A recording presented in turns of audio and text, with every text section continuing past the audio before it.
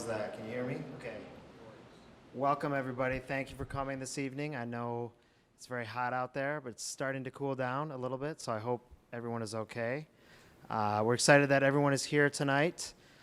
We have an exciting panel lined up, and I want to thank the A+D Museum for having us here and hosting us in the space. It's really great to be here. It's a pretty cool space, and if you have a chance afterward, there's some great exhibits on display that you should check out. The future of Sunset and an architectural exhibit that are pretty fantastic. So we're happy to be here. We have a great panel lined up for you tonight. My name is Kevin Conway. I'm from SOM, an Associate Director in Design here in the LA office. And just a little bit of background on the origins of this panel. Some of you who came in early got a copy of the book, The Future of Public Space. This is part of our Thinkers series. It's the second volume in the series. And this is a anthology that we put together and publish periodically that addresses certain issues that we feel are relevant to our practice at SOM and also to other related design disciplines. So we like to invite outside thinkers outside of the design realm to come and comment on relevant topics. So the first SOM Thinkers series was related to the future of the high-rise. The one that some of you have in your hands now and that we'll be discussing tonight is the future of public space. And the upcoming series that's in progress currently is the future of transportation. So the book is out, and we're taking this opportunity in each of the cities where we have offices to bring the discussion back down to the ground, to the streets, if you will, and engage some local practitioners, thinkers, designers, journalists, community developers, and so forth, who are dealing with directly with issues of public space, and to take this opportunity to hear from them and kind of understand how they're thinking about it and how they're viewing this topic right now. In Los Angeles, it's, I don't think there is or maybe you could say there's not a more important topic right now, just given the dynamic changes that are happening. We're having such a building boom, yet we have a growing homeless population and a crisis of housing affordability. The way we use technology is rapidly changing the way we use our spaces throughout the city, so rapidly that it's difficult to even anticipate or imagine even 1 year ago or 2 years ago some of the things that we see happening throughout the city that we see now. So I will leave a more detailed discussion of all of those things to the panel because there's a lot of great people here. And on that, I want to just introduce our panel members. Our moderator is Chris Torres. He is the co-founder of superjacent, a landscape urbanism firm here in town. And Chris has brought so much to this panel as a moderator. I just want to thank him for bringing all his enthusiasm and ideas as we've worked to plan this evening. So couldn't have done it without you, Chris, so thank you. Yes.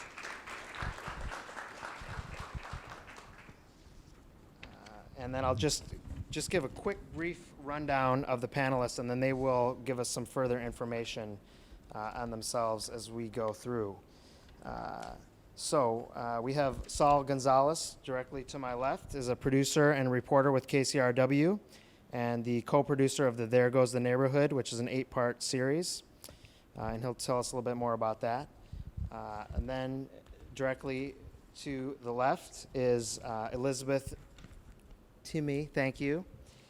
She's a third-generation architect and co-founder of LA-Más, seeing a need for design approach to be integrated early on in public projects and civic planning. She believes designers can help create a unified vision, identify creative alternatives, and work in partnership with communities. So we'll learn more about her practice this evening. Then next on the line, we have Astrid Sykes. Astrid Sykes is a senior designer with Mia Lehrer and Associates. She trained as an architect and a landscape architect. She approaches landscape design with a focus on artful expression and human experience, as experienced by Santa Monica's newly opened Ishihara Park. So her work expresses a commitment to bringing people together and the joy of the unexpected. So we're happy to have Astrid as kind of a late addition to the panel, but a very exciting one. So thank you for joining us. And then Next in line, we have Rudy Espinoza. Rudy is the Executive Director of the Leadership for Urban Renewal Network, or LEARN. This is a community development organization designing innovations to responsibly revitalize low-income urban areas. Rudy specializes in designing economic development initiatives in low-income communities, researching the informal economy, building private, nonprofit partnerships, and training the working poor to participate in the socioeconomic revitalization of their neighborhoods. So I'm really excited to hear from this kind of wide breadth of different voices. And with that, I'm going to pass it to Chris, who will kind of bring us into the topic and get us started. And then this will be for you guys to pass around. Hey everyone, great to see you all. Thank you so much for coming out tonight. And big thanks to SOM, Kevin and Paul Dana for putting this together. And thank you for letting me come talk with some of my favorite thinkers in the city. There's also plenty of space inside if you guys want to get out of the sun. There's tons of room back there. Make yourselves comfortable. So just to give you guys a little bit of information on the evening, the idea is that I'm going to give you guys a couple introductory thoughts about where I think we're at right now with public space in LA, and then each of our panelists are going to kind of do a quick Pecha Kucha, couple slides about their work in relation to it. We're going to have a discussion, and then we really hope to hear from you. So we're going to try to leave as much time as possible to have a dialogue with each other, because it would be pretty weird if we had a discussion about public space and you guys didn't get to talk. All right, so this is kind of the big question today. So what is the state of public space in Los Angeles? If you do a quick Google search, you'll see that it has a lot to do with renderings. It has a lot to do with visions and proposals. There are some really well-known public spaces you'll see in here. It's a little blasted out right now, but Grand Park comes up a lot. Pershing Square comes up a lot. But what I thought was interesting about it was the kind of sense of optimism of the future, different architectural visions of what that might look like. When I was thinking about this event, the other thing that came up quickly in Google was an event that happened in 1994, basically on the same exact thing we're going to talk about tonight. So this was part of a series that the AIA put on that was held at the Shutters Hotel in Santa Monica. Was anyone there? No? Okay. It's really interesting. It's like an hour and a half. If you have time, go check it out. But some of the things that I thought were particularly interesting about the discussion that happened back in '94, there was a lot of discussion about the suburbs and thinking about how are we going to make the suburbs livable? How do we find public space in the suburbs? Downtown was kind of talked about, but it was kind of a peripheral vision, and now so much is happening here in downtown and kind of in the central city portion of the region. I think it's also interesting that the event was held at a hotel in a ballroom. Everyone's wearing suits, and it was on a hotel on the beach in Santa Monica. We're in a repurposed warehouse on the eastern edge of downtown, the Arts District. Both are now architectural venues. So that in of itself is kind of unique.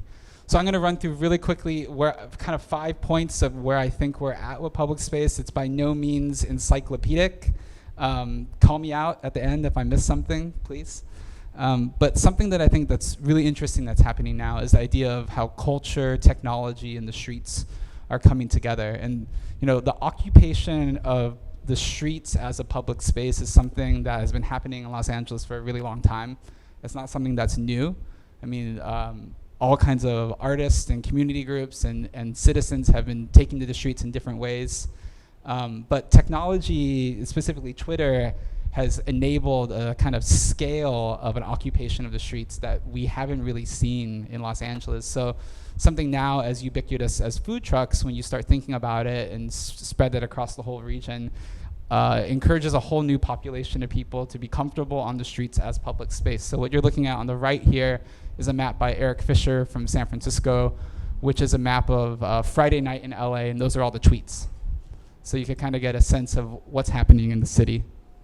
And then the idea of street life formalized, all this activity on the street, cities are picking up on that, municipalities are picking up on that and formalizing that energy. And so really interesting projects where streets are closed, like the Sunset Silver Lake Plaza, to make new public spaces, or really kind of thoughtful articulation of the public realm, like at the end of the Expo line in the upper left-hand corner, to parklets and art walk in downtown. Other point I hope we try to touch on tonight is the idea of landscape as a marketable experience. I'm a landscape architect.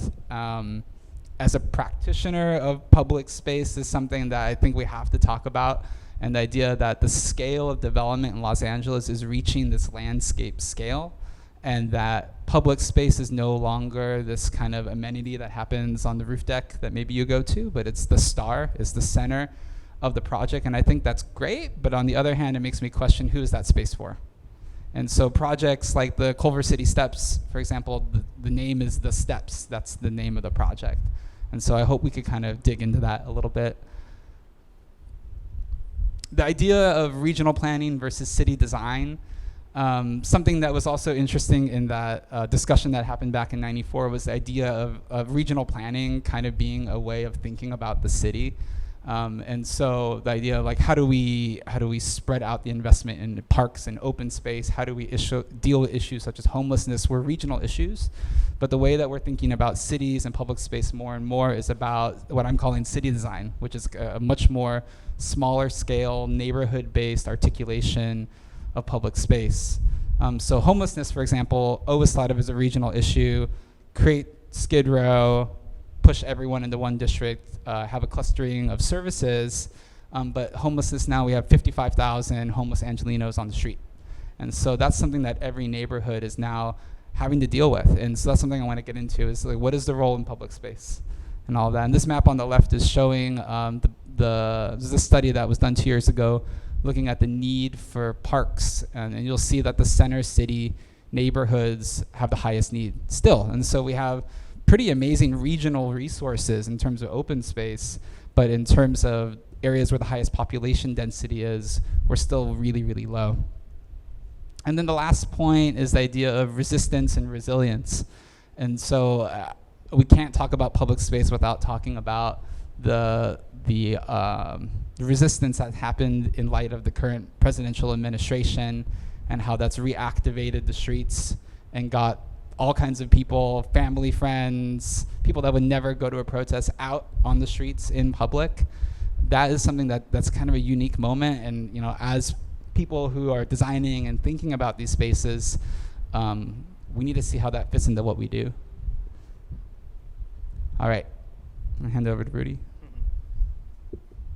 Do that one.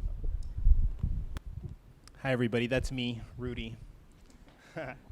I don't know if I should stand. Should I stand? Do we have a clicker? Stand? Yeah. Let's see if I can stand over here. How's everybody doing? You guys doing good? You guys hot? No? Okay. My name is Rudy. I work at an organization, as Kevin mentioned, called Learn.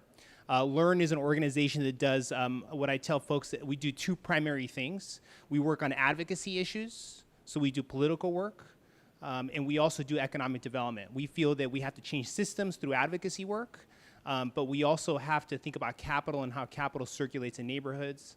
A lot of the communities in Los Angeles here look the way they do because they have capital, or they historically have not had capital. And so Learn works on policy issues to address those things. And also has designed our own economic development initiatives to help circulate capital into these communities to make sure that we're supporting residents that have been there for a really long time. So I was kind of interested when Chris invited me and Kevin invited me to be on this panel. I was like, the future of public space. I'm not an architect. What do I know about this? I'm an urban planner by training, but I started to think about the work that we do at Learn, and it really struck me that a lot of the work that we have done over the last 5 years has really involved and intersected with public space. And one of the ways that it has is through one of our advocacy initiatives, which is the campaign to legalize street vending in Los Angeles. Is anybody familiar with some of the work around street vending here in the city? Okay, a few people.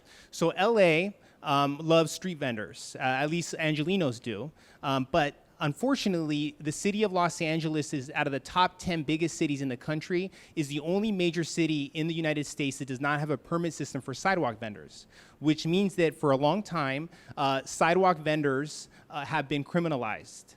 Their stuff gets confiscated, they get fined, they get in severe debt, and up until recently, they were even getting put into deportation proceedings for if they were caught selling goods.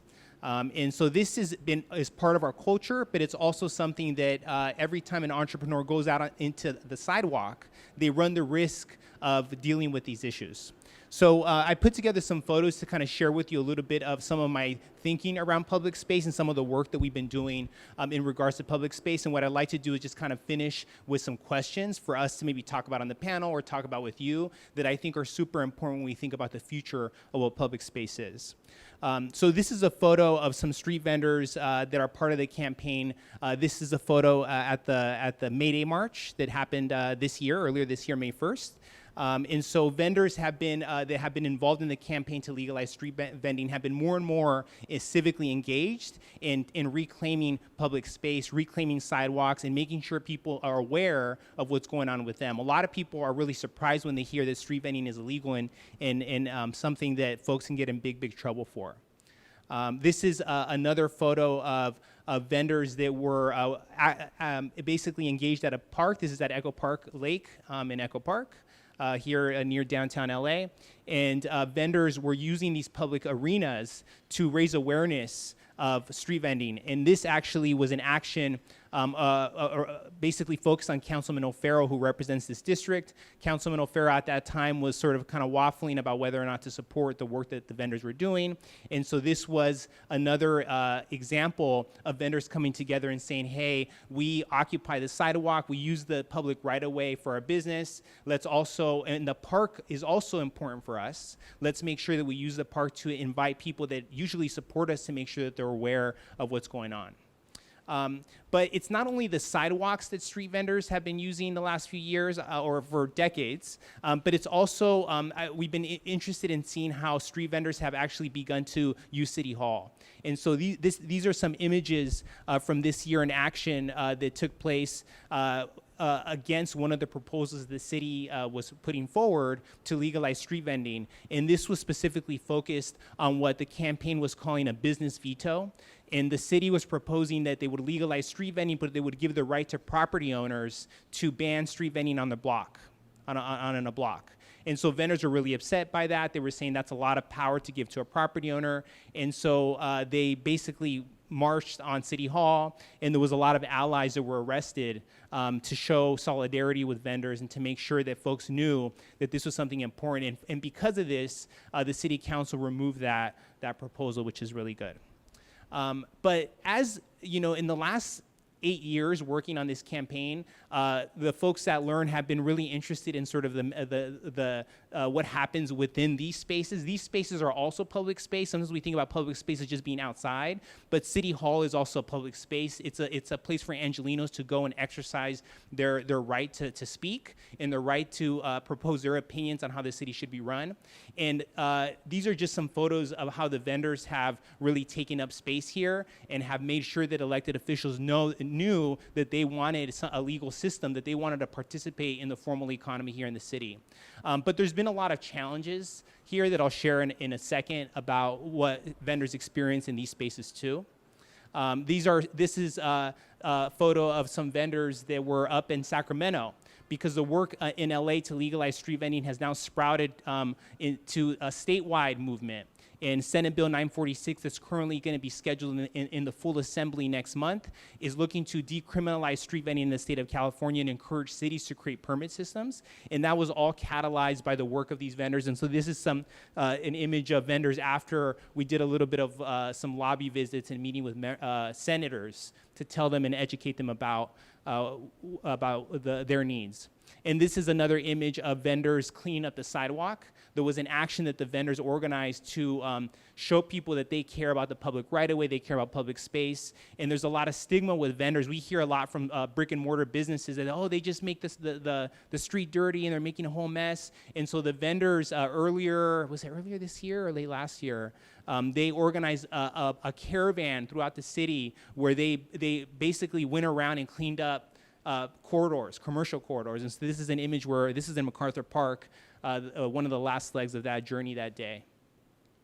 And I also wanted to share that one of the things we've been thinking about at Learn is not only the work of micro-entrepreneurs and how they use the public space, but I wanted to share some images that we have seen, these images, that we see them in our neighborhoods, RVs that are using the street. Another space that I think is public, and folks are using RVs in the street to live. And unfortunately, this is a symptom of the crisis that we have right now, the housing crisis. But what I've been really upset about is that in response to what's happening here, we have a lot of elected officials that are saying two things. The first thing that they're saying is we need to build housing to house the homeless. But on the flip side, they're also creating policies to prevent this, that they don't want folks sleeping in RVs on the street. They just don't want them around. Here's another photo of some signs that are being put up this week in Hollywood to make sure that vendors cannot set up on Hollywood Boulevard using some of the ordinances around bulky items. So I could answer more questions about this. I'm going fast, but basically the main thing that I wanted to share with folks is that there's currently policies that are being put in place to manage public space and to make sure public space is not available to everybody. And that's a major question that we should figure out how we can answer. And lastly, this is my last slide. I was looking at the mobile dwelling order, the vehicle dwelling ordinance 8502 that is managing RVs and preventing them from parking on neighborhood streets. And there was a LA Times article that that just has some crazy quotes from elected officials and from neighbors commenting on folks using public space. The first one says, we don't want our neighborhoods to become campsites. The next one says, when they clear them out over here, they're gonna land over there, so this is just gonna spread around. We just don't want them here. And then the last quote here that I pulled from this LA Times article says, it's easy to stand up and say, allow people to live in their cars when the issue's not gonna be as prevalent in their district as it will be in mine. And this is a council person that was saying, that's why I'm voting to get them out of here, because those folks that are saying that we should allow people to live in their cars don't experience it the way that I do. And so there's a NIMBYism that's taking place in public space that I think we need to talk about. So that's all I have.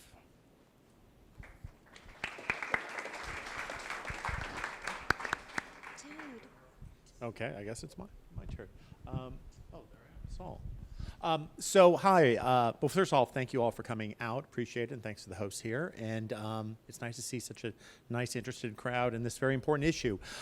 So I'm with KCRW Radio and a variety of public radio shows. About the last year of my life, ending just a few months ago, was hosting and co-producing our 8-part podcast series, There Goes the Neighborhood, which was about housing and gentrification in Los Angeles, but a lot of it seeped into the sense of place in this city.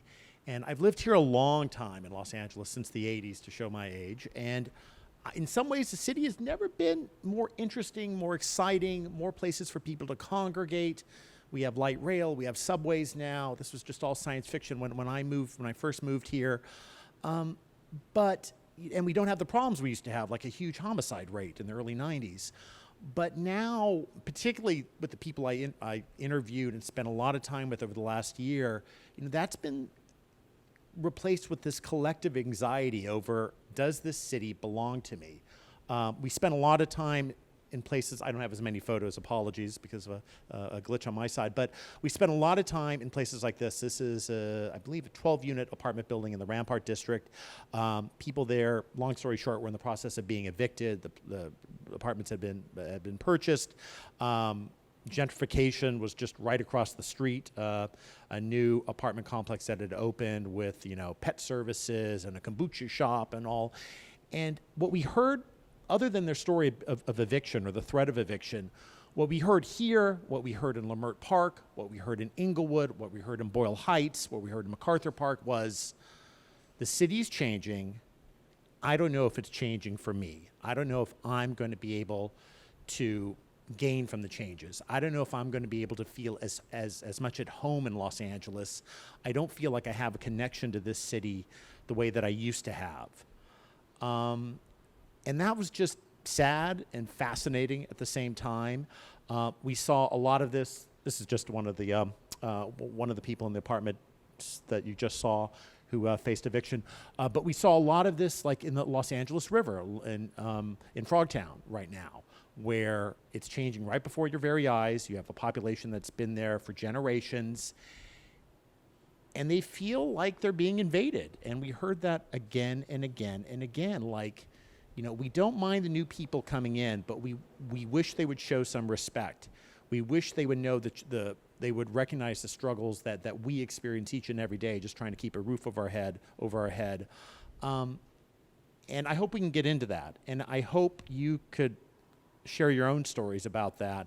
And I'll just leave it at that because I want to go on to the conversation. But that's what really struck me beyond the story of individual neighborhoods and individual people. It was this kind of collective anxiety. And I think that's really kind of the big challenge facing 21st century Los Angeles right now. In some ways, it's a good problem to have. I mean, we have new wealth coming in. We have more wealth coming into the city maybe than ever before. It's a boom time in a lot of places. These are problems that a lot of cities would like to have. But by the same token, a lot of people are scratching their heads and saying, and me? What about me? What's my stake in all of this? What's my future here? But again, we'll talk more about that, I hope, and I'm going to pass on the mic now.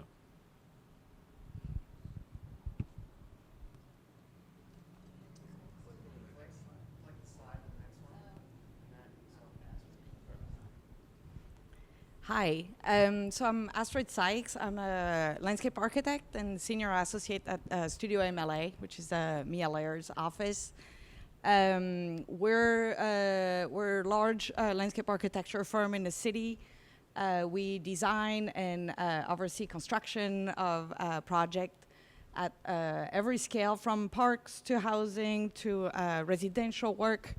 And I think I wanted to share, I'm actually originally from Paris. I was trained as an architect, and I grew up kind of using public space the way Parisians do, which is, you know, just hanging out in Beaubourg and having a drink on the very open plaza.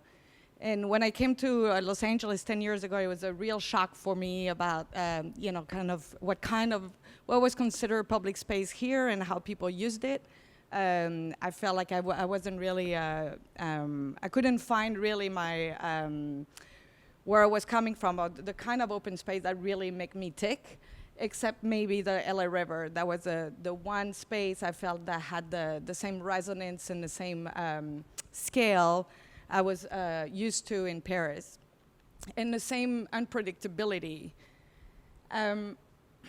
Chris just asked me to join this panel yesterday, late in the day, so I apologize for the lack of preparedness, but I actually just came back from Mexico City. I spent 6 months out there, and what you're seeing here, you can't really tell, but it's actually the two picture leaving Mexico City about 3 weeks ago and then landing in Los Angeles on the right. And what really struck me coming back to LA was when you leave Mexico City, there is a very clear readability of open space as you fly over the city, just this kind of green corridor throughout the city. You see the canopy of the parks. And so you clearly can read what's private and what's public. And you get to LA and it's really actually a huge shame. You're seeing almost the opposite. The tree canopy belongs to the private space, and the public space are just immense void of you know, streetscape that are not there, large park that have no trees, public school yard that have no trees. And so it was, you know, again, I feel like I'm going through a second shock here, coming back of like, where is our public space here and what are we doing with them? I think, I mean, again, I want to get into the conversation, but I would say for me as a designer, as a landscape architect, I have kind of two aims or two principles I like to follow. One is to always design spaces that don't have an expiration date. And the second one is to really design for the unpredictable and, you know, creating places where people can, you can have collisions between people, and they're not over-programmed, they're not you know, organized, but there is this sense of unpredictability, which I found sometimes very difficult to find in the public space we're used to here in Los Angeles. Thanks.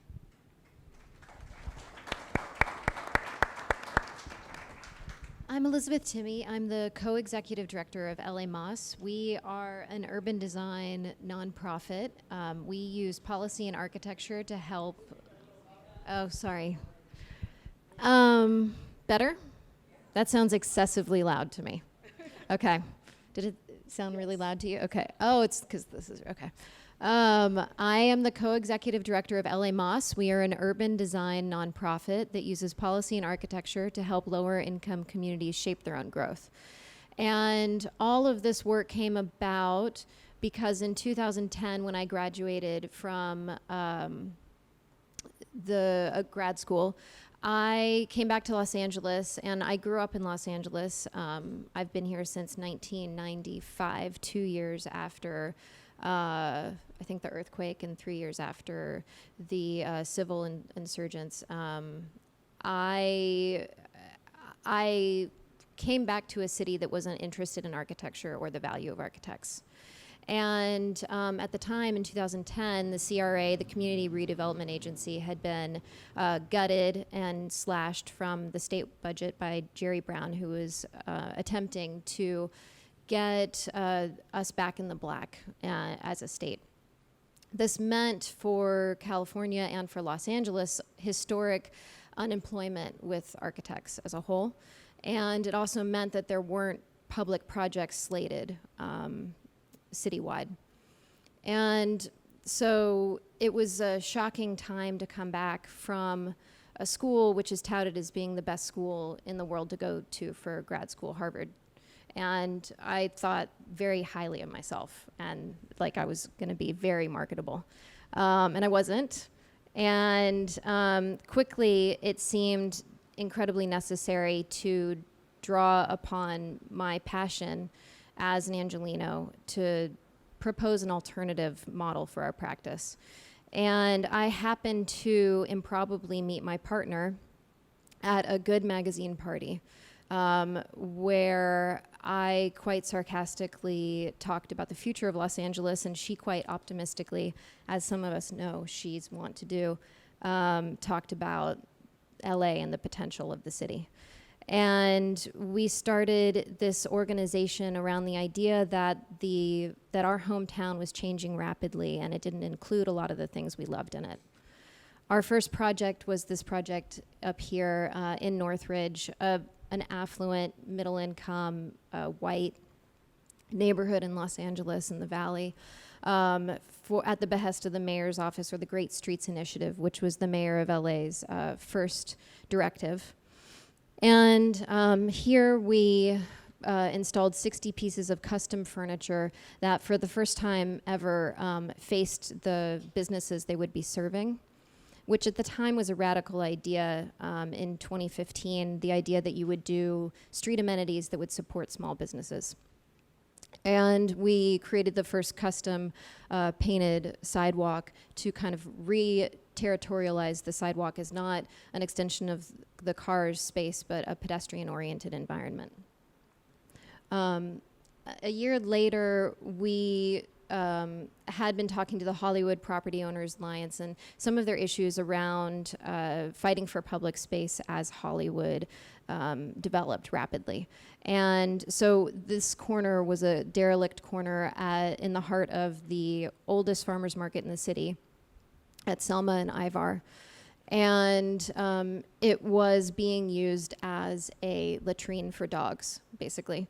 And we decided to put these benches and fake trees to call attention and to be a little bit tongue-in-cheek about the value of landscape in such an under invested area.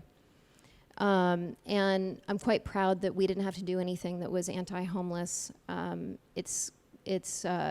They're benches that support eating and sleeping and sitting. And in 2017, we received a grant from the Transit Center, which is a East Coast-based young granting foundation, where we took about a quarter mile of space between Figueroa to the Red Line in Lincoln Heights, Cypress Park. And we did a series of murals and temporary painting along the sidewalk to stitch back together some first last mile transit territory that was not really in the conversation about how we were going to be investing in transportation in the next 3 to 4 years. So my partner and I got really excited in this issue of what is public space in these territories that are just as used and trafficked, but aren't talked about because they're not happening on Wilshire. And what are the rights of Angelenos to a better space, and how easy it is to support a pedestrian environment when you give it a little bit of care. We also did a very quick temporary installation at the behest of the Vision Zero initiative, which is a very controversial initiative that the mayor's office has rolled out. It has not been very successful. I think that the traffic deaths doubled the year after, not doubled. They didn't get better in the first 2 years of the initiative, and we were asked to do something very hard, which was take public infrastructure and use it as a way to call to attention to pedestrians and to drivers the issue around collisions and fatalities in Los Angeles. And so we did these temporary installations where we called out how many collisions were happening at each spot along the street.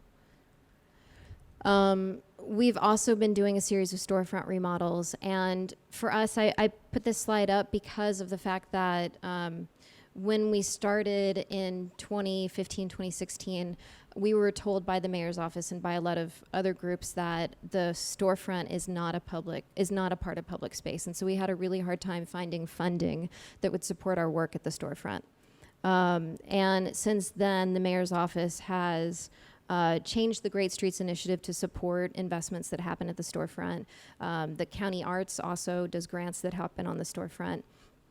And there's a series of new grants that support storefront work. And so for us, that's been really exciting to see policy change or to see cultural attitudes change, where we're actually supporting mom and pop shops that are some of the most vulnerable groups when we talk about issues around gentrification and displacement. Lastly, a project we're working on is a mile of Western, south of Melrose, north of Beverly, where, where we're going to be installing a kind of pedestrian kit of parts to complete these strip mall areas and turn them back into courtyards or urban spaces. And, if you love Los Angeles and you have spent enough time here, you realize that the strip mall is a very urban, vibrant place. It's not a throwaway space. And the issue really is that the sidewalk doesn't support the vibrancy of the businesses. And so we will be installing a series of these furniture pieces to support street vending, which is not yet legal, as I think you mentioned, in addition to dining and hopefully extending the storefront activities onto the sidewalk.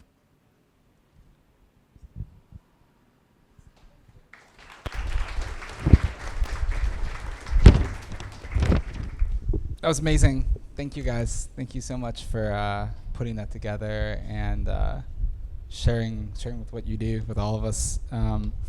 I have some questions. I'm going to just use them to kind of start the discussion. We're going to chat for maybe 20, 25 minutes and then open it up. I think something that's tied together everyone's work is the street. It seems like a really common theme. Can everyone hear me in the back? Yeah? More? Louder? Okay, cool. No, right? Yelling at you. No. So something that I wanted to ask, I'm going to ask you, Elizabeth, this one first, but it kind of relates to Rudy's work and everyone else's as well. But what are some of the biggest challenges when trying to activate streets? It seems like something we should be doing everywhere. It seems like every community could really benefit from this. Could you sum up just what are some of the biggest hurdles that you've seen? And then I guess a follow-up to that is how do we preserve these spaces? And do you see your work as a kind of like a beta test for something that's there for 30 years, or do you see your work as something that's there for 30 years? Well, so to take this project as an example, this is plywood furniture, which was incredibly hard to permit. And I think the metrics are off with what we ask communities to be able to invest and what resiliency we ask for people to be investing in public space is not fair. No one goes into building great, vibrant spaces thinking it's going to outlast a nuclear blast. And when we look at social housing and why it fails, it's because we build it so that no one can tamper with it or kind of impose their own personality. And that willfulness is prevalent in all of the policy throughout the city of Los Angeles. And not only is it prevalent in the policy and how it's written, but at the layers of bureaucracy and the way in which designers and community members are beaten down towards providing alternative solutions that can't be vetted and verified through a standardized process. And so that is the issue that prevents us personally from doing things that support the vibrancy and the kind of dynamic activity that exists in Los Angeles and is, I think, at risk of being sanitized when you look at how many people are coming in and how much money is coming into LA that you've mentioned. We could be losing the kind of messiness that we all love and the kind of spontaneity of the city that we identify Los Angeles as being. So I guess, Rudy, if you could, what I wanted to ask you that kind of ties into that is, you've been working with street vending campaign for a number of years now, and how have you seen the kind of receptiveness of public space on the street change? Have you seen it change in your time working on the campaign, or do you feel like you're still kind of facing some similar issues? I think that normal people always know that public space is something that could be fun and dynamic and, you said messy and spontaneous, Elizabeth, and I think that I agree with those adjectives, and I would add like brilliant and innovative and creative, and the average person that has been in a neighborhood for a long time knows how to use public space. And I think the challenge that we have is trying to get policymakers and folks that have power over public space to see that and to take risks and to roll the dice a little bit and say, hey, you know what, the community knows how to use this space, let's empower them for this. On street vending, I don't know if we've seen, street vendors have been using public space forever. And so I don't know if I've seen a shift. Certainly there's been a lot of attention on street vending because of Saul's work in covering the campaign, but also the Food Network and folks like Roy Choi that have put like food trucks on the map. And so that's really exciting. But I think there's been a lot of veterano OG vendors that have been doing this for a really long time. And I think that none of us have paid attention. Even the movement to legalize street vending now, and there was the ordinance, the city attorney just released the ordinance last week, so we're waiting for it to go to the city council committee for a review. But that, in my opinion, in the opinion of a lot of people, has only moved, ironically, because Trump was elected. Because after Trump was elected officials saw an opportunity to champion immigrants and to say that, hey, I support immigrants and I'm anti-Trump. And I was talking to a friend of mine recently. I was like, man, dude, if that didn't happen, let's say Hillary would have won, I wonder if we would have still been languishing trying to get street vending to be legalized. So to me, the challenge is pushing elected officials to move on their values and move on the values of Angelenos, because the majority of people, I think, in the city support street vendors and support the use of public space in the way that they use it. And so I just wanted to ask you kind of tying into that, how have you seen, I guess I want to step back a little bit, the work you've been doing, and There Goes the Neighborhood, looked at many different communities across Los Angeles. Are you seeing regional differences within the city in terms of how people are approaching public space? You know, something that we're talking about now is the idea of informality, spontaneity, the kind of life that public space brings that we love. Is this something that all neighborhoods in LA are open to? Or how do we approach that? I don't think so. I think a lot of it is kind of an east-west axis thing in Los Angeles. It goes from Santa Monica to here, basically, or out toward Boyle Heights. And I think there's a lot of places in this city where it's not a conversation at all, or they don't want to see any changes. We're not talking a lot about the San Fernando Valley probably tonight, right? South LA, San Pedro, Wilmington. Remember, I think, you know, if you look back at the history of Los Angeles, it is a city that's kind of, people came out here for a private life, for a private space. I mean, that's what LA is all about, right? And that's deeply ingrained in our kind of civic DNA, where we want our own little kingdom that is our house and the picket fence and the front yard and backyard. And I know on the reporting for the series and other things that we do, I've done with my colleague Anna Scott, a lot of people don't want it to change. I think that was a lot behind, you know, Measure S. We just, you know, had that controversy last year. And I think a lot of that, you know, psychically dealt with, we don't like the direction this city is going. We feel that a bunch of nerds and elitists are coming in and they want to create a certain kind of city that we don't want any part of. That's why we left Baltimore or New York or Philadelphia and came out west a generation or two ago. So, but in other places, yeah, intense interest. And you know, personally, I love it. I mean, you activate a public space, I'm Johnny on the spot, the first one there to enjoy it. You open up a new cafe someplace, I'm right there for the Wi-Fi and the coffee. But, you know, that's me and that's maybe some other people in this room. And then a lot of people, I'll be quick, you know, there's a more fundamental concern here. You know, create all the public spaces you want, but if I can't afford to live in the city, what the hell good is it? You know, if I have to leave and go to San Bernardino, I'm not going to enjoy any of this stuff that you want to do or you want to create. So again, I think, you know, we can't lose sight of even a more important issue here, which is just the affordability of this city and the cost of keeping a roof over your head that doesn't chew up 33, 40, 50, 60, 70% of your take-home pay. So that's it for the Marxist talk. Does anyone else want to touch on that? I could jump to the next point. I mean, it's tying into that. I think, you know, I had a slide up before that was talking about the idea of landscape as a marketable experience, and that, you know, so many of the large-scale urban projects that we're seeing built and being proposed in LA focus on landscape and public space as a kind of key component. But your question of right to the city, who has access to that? You know, a question I have is landscape and has public space become a commodity? Has it always been a commodity? I guess is the first question. And has something changed in the way that we're approaching it? Is this something that we should be concerned about? And how do we even first start thinking about that as practitioners and people involved with the public realm? Big question. Anyone want to take it? I do think it's interesting that we're working so hard to legalize vending here when in South America they're trying to push it back and trying to regulate it in different ways. And so I think we have around 50 miles of sidewalk. I don't know how you can create a commodity of something that is so scaleless. And I think that we have done that with housing. And I think it is interesting. It didn't occur to me that the future of public space is housing until you were talking just now.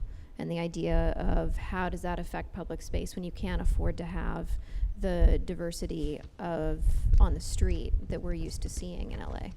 So I think that the commodity is housing, and we haven't really treated public space like it has any value, or at least the city's not behaving that way.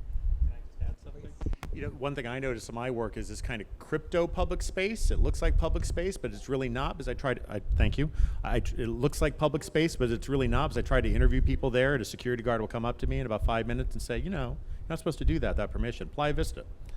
It looks like a neighborhood to me.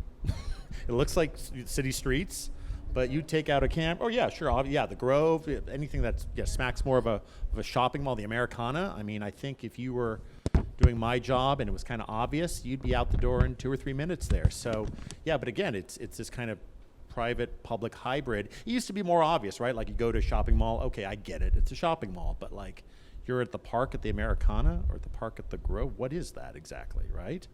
And then also beyond that, I mean, again, who feels comfortable going there? What's your income before you feel like, oh, I can breathe easily here and I belong here and I feel like I should come here and I'm welcomed here, even if I don't buy anything at, you know, store X, Y, or Z, Nordstrom's or whatever. So I have to piggyback on what you just say. I think those spaces are actually very dangerous. You're catching me at a time where I'm actually super hungry at the city. Coming back from Mexico is like, there's no investment in the public space, and it feels like with all those new public housing projects or market housing project that have a center landscape piece, the city kind of feel like, okay, they're doing our job, we don't need to provide more. The public space is being built, but it's not public space, it's not democratic space. It's a very privatized, very controlled, very retail oriented, very unequal, kind of space. And the same goes, I mean, for the street, I'm sorry, I'm gonna have to point out, but we're talking about the layer of activation, obviously, on the sidewalks and how, we wanna make sure people keep using the sidewalk. We all wanna, advocate for walkability, safer streets, but what if we just start with the basic of shade with trees and, you plant a small trees and they'll be there for the next 50 years and you'll provide such a great framework for anything to happen, and then those layer of activation and being out and about that we're all talking about. There needs to be an initial investment from the city. The city need to really step up here and say, we're a growing density, we want a safer, we want a more kind of democratic city. Then build a framework for it. You can't sit back and just say, oh, the developers are doing it. Look, you're getting a park, but that's not a park. I think that a lot of this conversation, in my work, I often think about that the issue really is capitalism, in the philosophy of capitalism and how everything is about extracting the most value. But we define value in the way of what's the fastest and what's going to make us the most money, which is why I think a lot of the conversation about how we build in the city and how we use public space is governed by people that own property. Like a lot of the conversations, I imagine, Saul, that you're talking, folks are saying, well, I don't want it to change because I own my own house. And I don't want anybody messing with my property. The sign that I showed is in Hollywood, and the reason why they put up that sign to threaten vendors that are setting up there to sell is because property owners were complaining that they didn't want those people here. And one more, that one. And so they're citing an ordinance around bulky items. So they brought in the city attorney to say, okay, we got to figure out how to get these people out. And so they're using a bulky item ordinance to say these vendors are bulky items and we're going to move them out. And it was instigated by property owners. And I think that that's something that we need to think about in our city, to your point, that we're not democratizing anything. If anything, we're privatizing our city. And I'm really worried about that. I'm worried about how much power that property owners have. The other photo that I showed you of vendors at City Hall, I get so frustrated when there's a lot of vendors that spend their days, they bring their families to City Hall to testify and to say, hey, this is important to us. One more. And all those people, if you notice closely, you can't because you guys are far away, but most of those people do not have translation devices, even though the law says that they should have them, and even though we, the campaign, have requested them 48 hours in advance. Well, City Hall doesn't have enough translation devices, so why would they go there? Why would they ever show up if they don't understand what's going on? And so sometimes I wonder if our system is simply just not designed for people of color or people that don't have money. It's designed for people that have power, that have money, and are making decisions about public assets, Sorry to get all crazy political on y'all, but but I'm really worried about this, I mean, the crypto public space is crazy, It's like we're walking out, even a lot of our public sidewalks, the Willett settlement. I don't know if anybody followed the work around sidewalks. It's a big lawsuit because somebody tripped over a sidewalk. They sued the city. The city is now on the hook to repair a lot of sidewalks in the city. and they are basically included. They included a portion where after the city repairs a sidewalk, the property owner is responsible for managing that. And now we're seeing property owners say, oh, since I'm responsible for managing that, I don't want those type of people here. That's scary. Sorry. No, thank you. Well, I think for me, something that comes up in this discussion is the notion of authenticity. And is public space something that's authentically public? And in such a city that's so heavily driven by private development, how do we tackle that? And it seems like, you know, a lot of the work that a lot of us do, that are landscape architects and architects in the room, engages with developers. And is there room for us to push there? Is there room to leverage this investment to be different than the crypto public space? Or is the notion that since it isn't fully public, authenticity isn't really part of the discussion? And are there any examples you could think of that are more successful than others?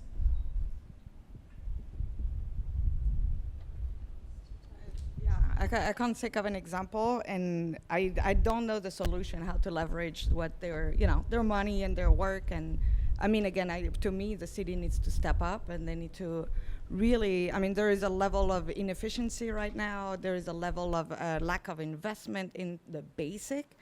There is so much money coming to this city, and for some reason, it's all going into those, market rate project in this east-west corridor you were just talking about.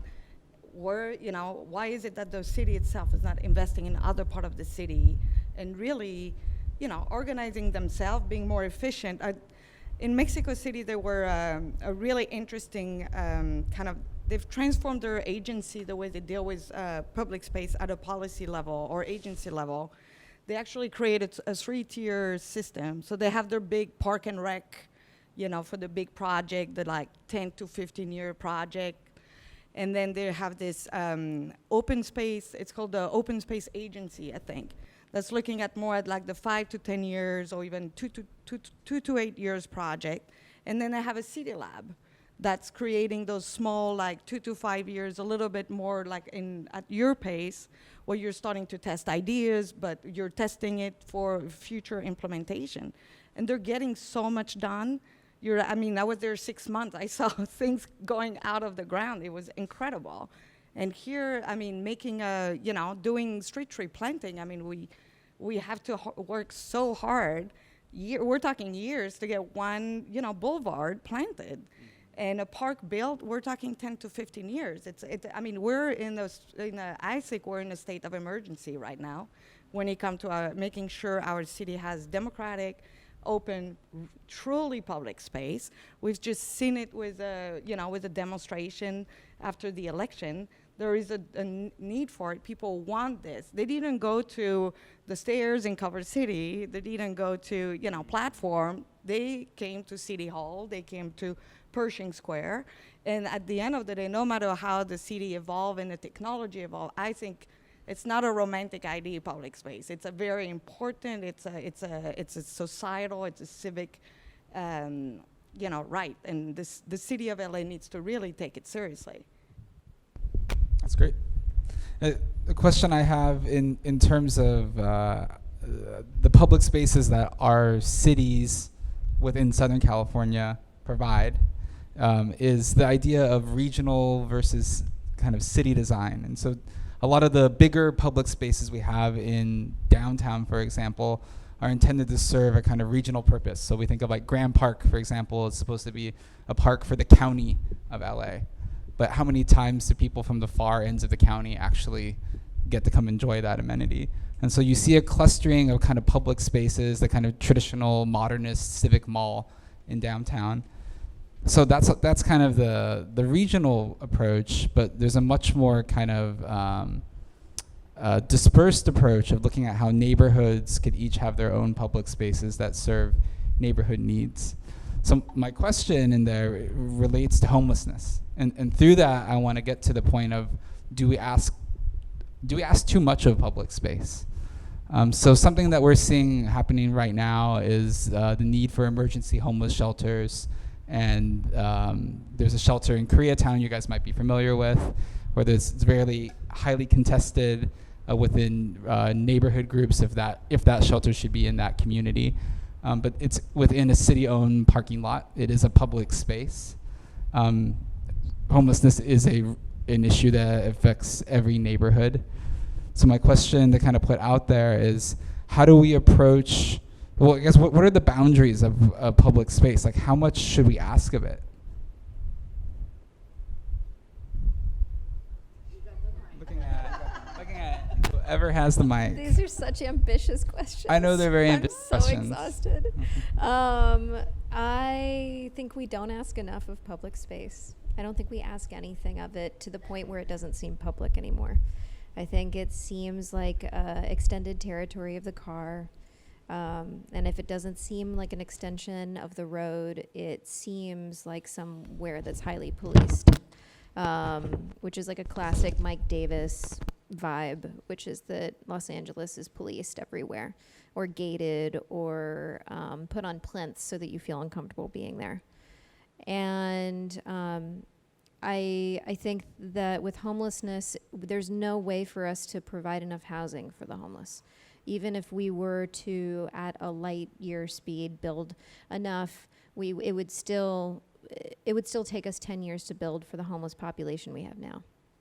And so we've been talking about the idea that the sidewalk should just figure out a way to support homelessness, and how is that possible? Which is kind of an awful sentence, right? Like, how can we just take care of people where they are and provide something better than a tent, or better than a fancy architectural cardboard origami masterpiece?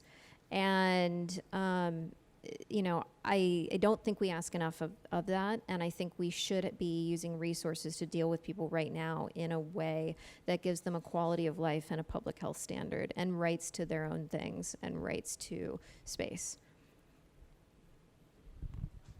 Well, I always think of the libraries, which essentially are quasi-homeless shelters during the day. You go to Central Library, after opening, and through the day, it is a kind of shelter. I think our library system is punching far above its weight in terms of helping with that and providing services to the homeless. I don't think the solution is on our sidewalks. I think, we don't want our public spaces to be another kind of homeless housing. The solution is shelter. Now, I've done a lot of reporting on that recently, and HHH. I won't get off onto the tangent here, but HHH is the big project to create supportive housing for the homeless, 10,000 units built over 10 years, 1,000 units a year.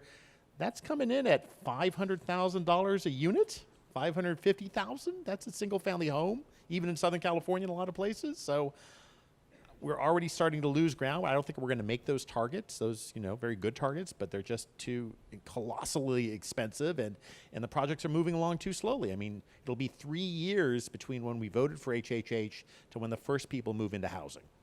In supportive housing, at least. But again, a lot of good work is being done to get people into temporary shelters. I was just recently out with homeless outreach teams down in Harbor City in the South LA County, and God knows, it's really good people are we're assembling kind of a small army of people to go out and try to get temporary shelters for people. But I think it's just going to be, it's going to take a long time, and until it does, our public spaces are going to be a kind of homeless housing for a while in the city. That's not going to change. Why do we say no to sidewalks? I don't think we were saying yes. I mean, that's where they are. I don't think that's obviously not the long-term remedy though for people. That's yeah. But we can't say, oh, that's not good enough. But it's going to take us a bit to get to this other thing, and it's one of a few strategies. So in the time being, like, people will be on the side. Like, that's the thing that kind of makes me think we're not asking enough of public space, because any which way you slice it, people are going to be living on the streets, and we have to deal with it in a way that is more than idealistic. It has to be practical, and that's why I am a little freaked out by the concept of talking about the future of anything. It's the now that takes ingenuity, that takes someone saying something that sounds at its core basis despicable. Like it requires us to problem solve in a way that's more inventive than talking about what could be in 50 years. So I would just say that, you know, we have to figure out how to deal with sidewalks. And that's not to say that we're ambivalent about homes and the right to a home, and that housing shouldn't be tied to capitalism, and it shouldn't be a proxy of your ability to be a good capitalist. It should be a human right, right? So you know, I don't mean to disagree, but I do disagree that we should be ambivalent about people living on sidewalks.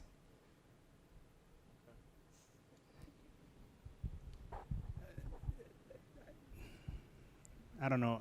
I guess I'm just going to say I agree with Elizabeth. But I do feel that we don't ask enough of public space, and I think that in all this rhetoric of this is a crisis from a lot of our leaders, I don't think they're treating it like a crisis. Because if I were in a crisis today, I would be up all night trying to figure this out, and I would be like, we gotta do this quick. We gotta run. We gotta do the 6-month, you know, situation that Mexico City's doing. This is serious, and we gotta make sure that people don't stay another night out on the street. And even if that's a temporary shelter, but I think that what happens with all of us is that we are afraid to have the tough conversation. And what's happening in Koreatown, you have, you know, Councilman Wesson that's having a tough conversation with, in my opinion, a minority of people that are property owners, that are super vocal, that know how to go to City Hall, don't need translation devices, and are able to say, I know how to work the system, and I'm gonna make your life really hard if you do this.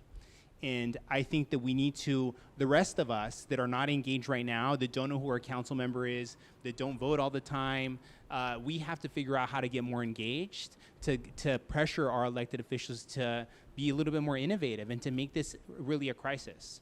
I just feel that on one side of their mouth we're saying it's a crisis, and on the other mouth we're saying we should criminalize the homeless that are using the sidewalk. We need to sweep them. We shouldn't allow street vendors to use the public right away. We want to support the homeless, but we don't want the RVs on our street. They could only be in industrial corridors, and only some of them. That doesn't make any sense. That's not a crisis. It's basically punting the problem, and I'm tired of it. If the future of public space is going to be super terrible, and it's going to be privatized, if we don't think about things in a different way and really make things urgent. Can I just say something? Yeah, just a quick response to that. I agree with everything that you both said. All I'm saying is that the long-term, again, obviously the long-term solution is to get people off the streets and into some sort of permanent or semi-permanent housing. There is another model. I mean, there is a model out there. AIDS Healthcare Foundation says it can get people into units at $70,000 a unit. It could use motels. They're doing the King Edward Hotel. They just refurbished that.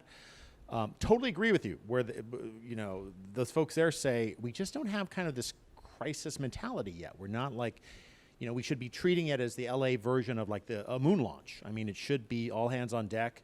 Every solution is, we'll try every possible remedy. And I totally agree with you on there. All I'm saying is that, we shouldn't want 5-10 years from now some kind of solution to the homelessness to still be on the sidewalk. That's all I'm saying. And I mean, we would temporary, sure, use the parking lots, use the Pueblo parking lot that they're going to use, loosen restrictions on parking of vehicles and those who are who sleep in their cars and their RVs. But again, that's just a stepping stone to something that's more permanent, right? That's what we all want, and that's what I was saying. Okay, thank you so much. That was amazing. Can we just have a round of applause for our panelists and the ridiculously hard questions I just asked them. I'm going to open it out to the audience. If anyone has any questions, we have a mic that I could pass around. Anyone? Back here? Okay.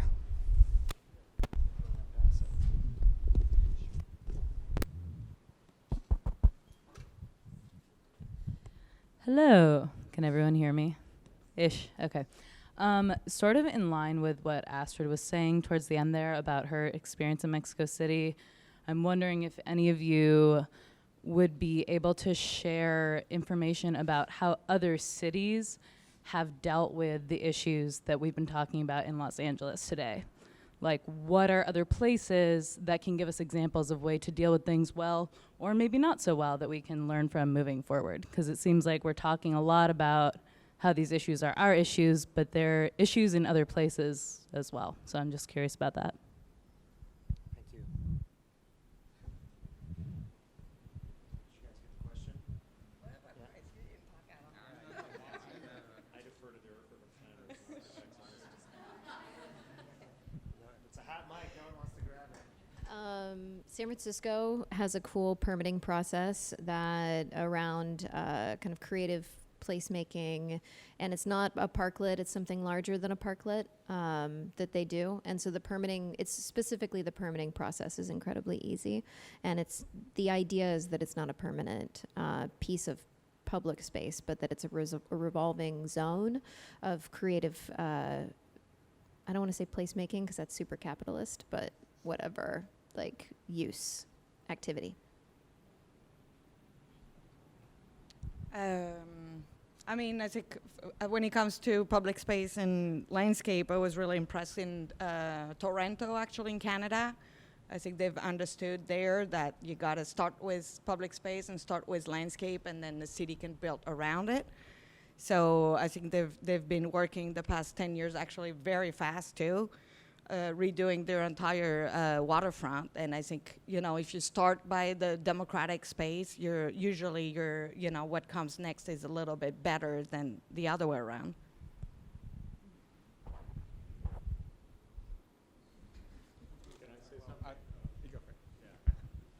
I actually ask your question to a lot of movers and shakers here in the city, and they never give me a good response, frankly. I mean, they never. Eric Garcetti will say, well, you know, I saw this in Addis Ababa and I saw that in Paris, and, you know, not to pick on him, but really, I've never heard of anybody say, we saw this thing 10,000 miles away in a city and we're applying it here, and it's working like gangbusters there and it's great here. I think we sort of all stumble around and search for our own solutions in our individual cities. And also just one quick thing, I don't want to be so down on LA too. I mean, we have fabulous public spaces. I don't want this to be a pity party. I mean, there is like, I mean, one of my favorites is our light. This is not a pro-con light rail subway. That's another conversation. But just in terms of a newish civic space that LA has, that's evolved, it's our light rail and subway stations. It's our mass transit stations. I mean, these are amazing spaces to be in and to share in kind of the life of the city.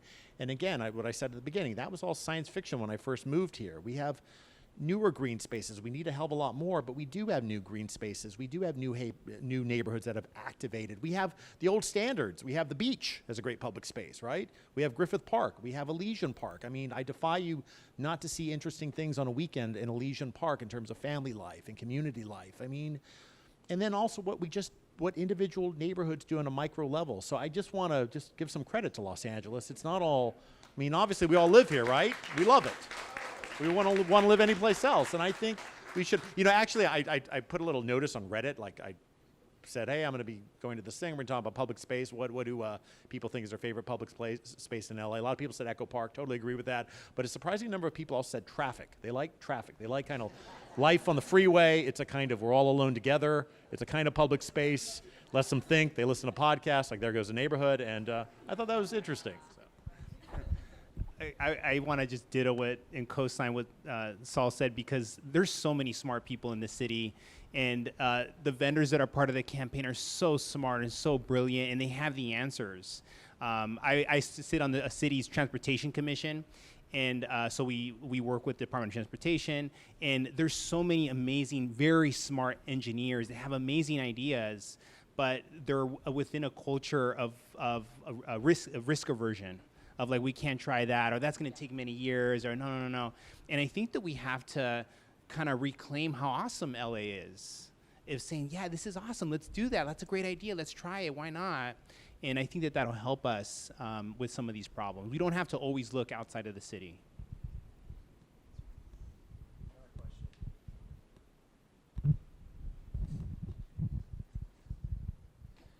Hey guys, thanks for coming out.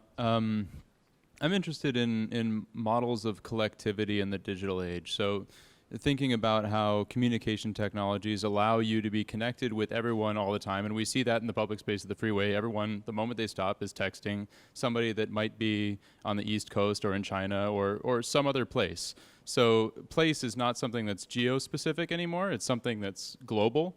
because you can connect with who you want to wherever they are. So it's interesting to think about how we make opportunities for people to reconnect in meaningful ways in specific places in the city. So I'm interested in strategies for how to do that, and preferably ones that are not new marketing strategies for Facebook or Twitter to feel good about themselves. But I think that's a topic that we'll all be dealing with in the next 5 to 10 years if we're really interested in investing in public space. You guys got it? Astrid. I mean, I completely agree with you. I think this is kind of the basic, I think, of design when you think about it, is connecting people. To your point, I think we all feel like super connected electronically, but we're now almost, there's this culture of fear of each other. Mm-hmm. It's getting really, I think, really scary. The what? Barbecue Becky. What is that? Barbecue Becky, she's this like white woman that freaked out over some African American people in a park. It's just people calling. I was out phone calls of the country, rather than obviously. saying, hey, can you do Exactly. Hermit Patty is the one. Yeah. No, and I think part of it is also, we've sur-programmed our public space, we've sur-regulated it. You have to take your dog here and your kids here and your grandma here, and there is no alcohol and there is no this and that. There is no more surprises. There is no more random encounter, and I think it's a big problem in LA and beyond, And that's one thing I want to say. Once you travel, you realize like it's a problem here because technology has taken such a big space in people's life, and that they kind of feel like they're seeing people, but they're not. And I think it's also something we really need to work on, and making sure like we keep those, we keep a sense of society in spaces and in places. I just like when you go to Griffith Park and Echo Park now, there's signs for like, we're connected via Wi-Fi, and I thought that's funny to me. Like you go to the park and there's the Wi-Fi. But I just know I plead guilty. I exist in 2 places often at the same time, both the physical place where I am and online. I'm sure just about everybody in this room does, and that's life in the 21st century. I don't know how to get around that personally, but I do it.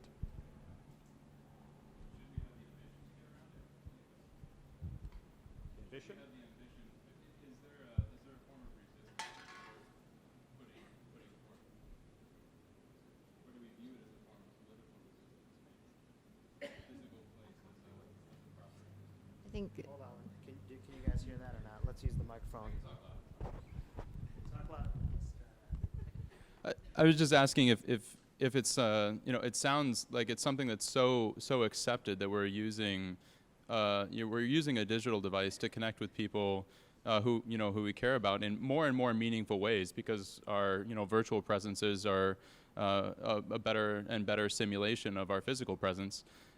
Is there a point where public space becomes a form of resistance when it comes to thinking about an alternative to this increasingly digital public realm? Can I say something on that? Well, I think what's kind of going to be even more interesting is kind of like the Internet of Things, when it's no longer the notion of device and internet and public space, but as our kind of digital lives are weaved more and more into kind of every kind of product that we touch and we use. That's where I think it's going to get even more blurry and messy, and I don't know if it's a form of resistance to be in public necessarily, rather than being on your phone, because I feel like the boundaries are kind of getting blurrier and blurrier. But am I the only person that saw your Twitter map and thought, oh, those are the places where boring people are? Right?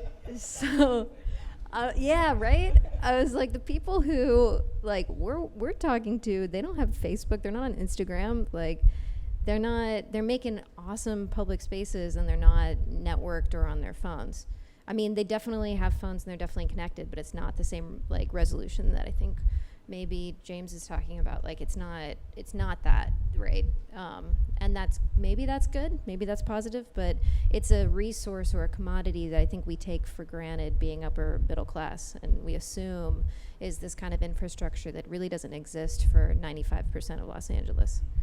So I'm a little ambivalent about talking about technology in the future. There's, Benjamin Bratton has great stuff on his book, The Stack, about political territory shifting and changing. And again, that kind of futurism seems like a refuge from now. It is kind of another space that I think we need to consider. I mean, even in the advocacy work that we do, I'm always surprised with how many council members actually control their own Twitter. Because they complain, why are you calling me out on Twitter? I didn't do that or whatever. I do support that, but when they really don't. And it's really interesting that it is a whole nother medium for us to organize. And we saw it with the Arab Spring and a lot of movements a couple of years ago throughout the world. But at the end of the day, they were simply a means to an end, that a lot of those things ended up in a public square. Even today, I got a WhatsApp from a group I'm on, and they're like, oh, we're going to go and celebrate a buddy's birthday at Grant Park because they're going to show a movie, and let's all convene there. So it's just a mode of communication, and I think that that's good. But we have to think about cultivating the physical space,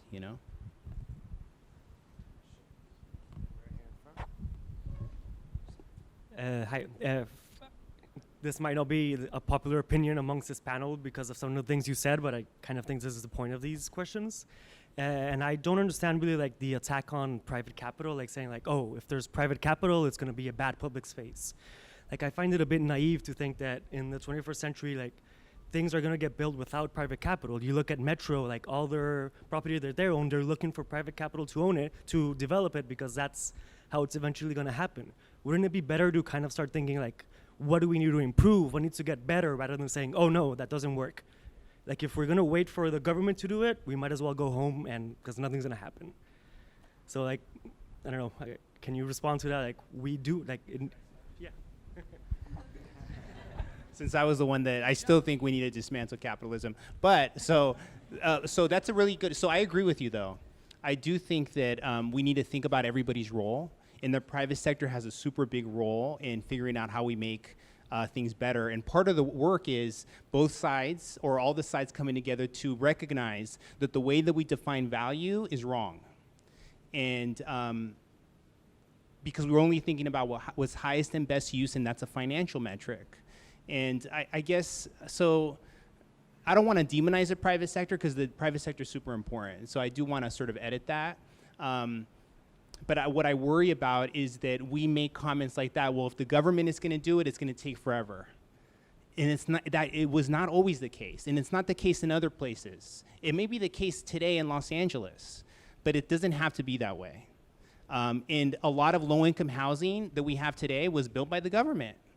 And and I think that I was having a conversation with the housing department this week. Is like, hey, have you guys thought about getting back into the business of building housing? Like, maybe we should think about that again. Why is it not their role, is a question that we have to be open-minded about. They used to do that, and now it's not that way anymore, and we have a severe crisis. One of the things we think about a lot is income inequality, and how capital is being concentrated in the hands of the very few. In Los Angeles today, there was a study that was done. The median net worth of a white household in Los Angeles is $355,000. And the median net worth of a black household is $3,500. This is a systematic, generational thing of concentration of capital, and it's by design, in my opinion. And so it's by design, by systems that have said that it's okay for that to happen. And I think all of us have a role to play to say, hey, that's probably not the way. That it's not healthy for the future of our country for a few people to control everything. It's just not. And that's not about demonizing the private sector. It's about saying, how do we engage the private sector in a different way, and how can we educate the private sector about their role in making sure our cities are good cities for everybody. So I want to ask you what your favorite business is when you go to these private places, and how is that business unique to that location? These places like the Americana, the Grove, What's your favorite place to go to? Is it Anthropology? Is it Apple? How are any of these places that we're supporting? Right. Okay, but I think the point that I'm making is that small businesses, the mom and pop shops, the places that carry the narrative of the neighborhoods, the places that we think of as defining our childhood or our histories, there's not a place for those in these type of spaces, first of all. Just like bottom line. And so we're creating these cookie cutter public experiences that don't actually have history, don't have personality, don't have dynamic activity, aren't flexible, or highly vulnerable to market shifts in reality. And they're incredibly precarious, unstable situations for us all to collectively be buying into and participating in. And the resiliency is in these mom and pop shops or the street vendors. These people are smart and flexible, but they can't get loans. They can't get grants. Because they're seen as being too atypical, when in reality, they're more resilient and they have a longer lifespan than CVS. So I'm very, very confused by your question, because it says one thing, but it's pretending to say another. And privatization of public space is a big issue that we should all, as designers, not support and participate in and work on projects that do those things, period. We shouldn't act like it's not a big deal. It's a really big deal. And also, I just want to, sorry, it's a super good, thank you for bringing this question up, because it's good dialogue. That's how we grow, you know? And I'm so upset that at City Hall, they don't have these type of conversations. They just kind of run around, and they need to have these talks. But I also think that we think that the private sector has all the answers, and they don't. You know, and I work with a lot of really working class people that have a limited formal education, have limited resources, and raise strong families. And they know how to budget, and they know how to make use of space. And I think that we need to listen to, they know things too, Yeah, sorry, I got a little intense. Well, I just think the reality is things are going to change. It's a capitalist society, and most of our stuff will come from capitalism, and that's how I've grown up, and you, and I think that's, so that's the reality. That's just the way it's going to be for a very, very long time. I just think, maybe it's not so much on target in response to you, but I do think, people with capital, people with money, I think should just realize it is in their self-interest to have a city that's open to all. They need workers, they need customers, they need a middle class, they need a working class to provide for them. These maids who take, mass transit down Sunset to Bel Air and Beverly Hills and Brentwood, I mean, there has to be room in the city for them. And I guess it's in their own self-interest. So I just think that has to be recognized, because if you just got a city that's filled with the haves, well, who does all the other work? And so again, build shopping malls, build other things. It's not going to end, and capitalism gives us a lot of good stuff or cool stuff. E-scooters and whatever, but I do think that you have to have, I don't know, but you do have to have just and there used to be kind of a, I think there was this noblesse oblige, is that how you say it in the French? But there was our capitalists of the past would build our great libraries and build great public spaces, right? I mean, or help to save great public spaces, and I think we need kind of a 21st century version of that, particularly in a city like Los Angeles, where frankly a lot of our capital is left in terms of being a headquarters for big companies. There are very few companies of size that still have a connection to this city. Anyway, that's some random thoughts on that. I can make one more question. Thank you for all the great questions. It's not so much a question, but maybe a comment. I'm a New Yorker who's just visiting here, and it's really interesting to hear this conversation. Yeah, I love it. I've got California fever. But I was sort of putting together, I was thinking that there's so much about this. It's about transportation, because you've got so many people in cars. And I talked to people who've moved here and they can't find people because everyone's in their car. And I was thinking about your comment that in a way in this city, transportation was privatized by putting people in cars rather than, in New York, we have a slightly dicey transportation system. And I think I'm gay, and sort of digital culture is privatizing some kind of gay public places where people used to gather. Now they kind of go on apps, and they can sort of privatize the experience of finding people. So there's something about the sort of contemporary culture, which is international, which is privatizing through these sort of digital experiences. And you've got public transit or transportation, which is privatizing mobility. So you've got a lot to work against here to kind of get people out of their cars into these public places and off their apps. So I don't know what I'm saying, but it's a very unique and it's sort of exciting to think that there are people here who are finding the public places where people are actually walking, maybe because they have to or because they want to. And I think it's a great opportunity. I don't know if that was a question. No, thank you. And I guess, yeah, that was a great closing comment. Thank you. I think what we saw tonight was just kind of the beginning of a conversation, and we're starting to kind of peel back the layers of how complex the notion of public space is in Los Angeles. And I'm really appreciative of everyone's time for being here, and thank you so much for coming out. And please continue the conversation. Thanks.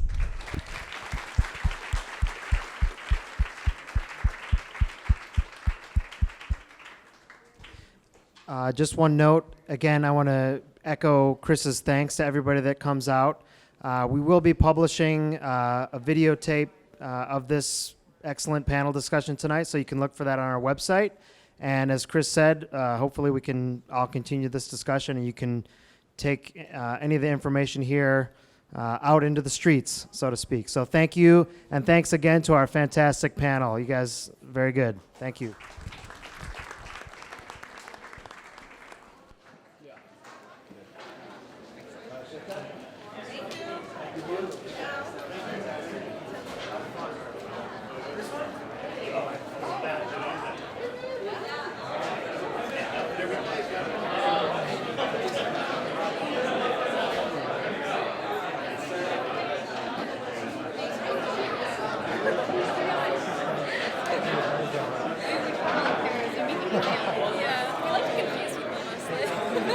I like to confuse people. Wait, which one is Chris Torres?